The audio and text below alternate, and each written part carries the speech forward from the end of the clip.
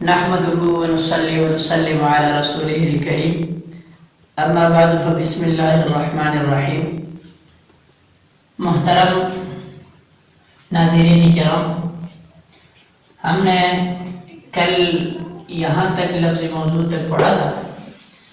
لفظ موضوع کی ایک تقسیم ہم نے پڑھی تھی کہ لفظ موضوع کی اس کو کلمہ بھی کہتے ہیں، اور کلمہ کی 3 قسمیں ہیں: اسم، فعل، حرف۔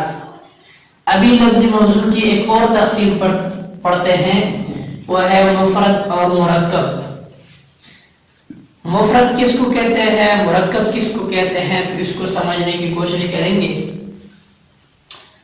دیکھیے، اگر جزئی لفظ جزئی معنی پر دلالت کرے تو یہ مرکب ہے، اور اگر جزئی لفظ جزئی معنی پر دلالت نہ کرے تو یہ مفرد ہے۔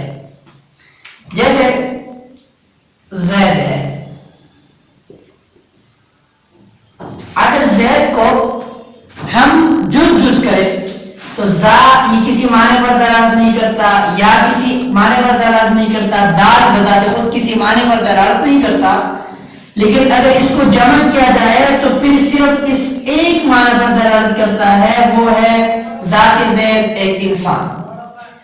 لیکن جزئی لفظ جزئی معنی پر اگر دلالت کرے تو یہ مرکب کہلاتا ہے۔ جیسے عبداللہ، جیسے عبداللہ، تو دیکھو عبداللہ عبد ایک معنی پر دلالت کرتا ہے، اور لفظ اللہ ایک معنی پر دلالت کرتا ہے، تو جزئی نہیں پورا ایک لفظ ہے۔ جزئی لفظ عبد جزئی معنی پر، معنی کے ایک جز پر دلالت کرتا ہے۔ عبد کا معنی بندہ، اور اللہ کا معنی ذاتی باری تعالی۔ تو دیکھو، آپ نے بھی ایک معنی پر دلالت کیا اور اللہ نے بھی ایک معنی پر دلالت کیا، تو اس وجہ سے اس کو ہم نے مرکب کہہ دیا۔ لیکن جب ہم یہاں دیکھتے ہیں تو یہ زید، اگر اس کو ہم ٹکڑے ٹکڑے کر دیں، جز کر دیں، تو زا ایک معنی پر دلالت نہیں کرتا، یا ایک معنی پر دلالت نہیں کرتا، دال ایک معنی پر دلالت نہیں کرتا۔ اگر اس کو ہم جمع کریں تو پھر صرف ایک ہی معنی پر دلالت کرتا ہے، بہت سارے معنی پر دلالت نہیں کرتا۔ اسی وجہ سے اس کو مفرد کہتے ہیں۔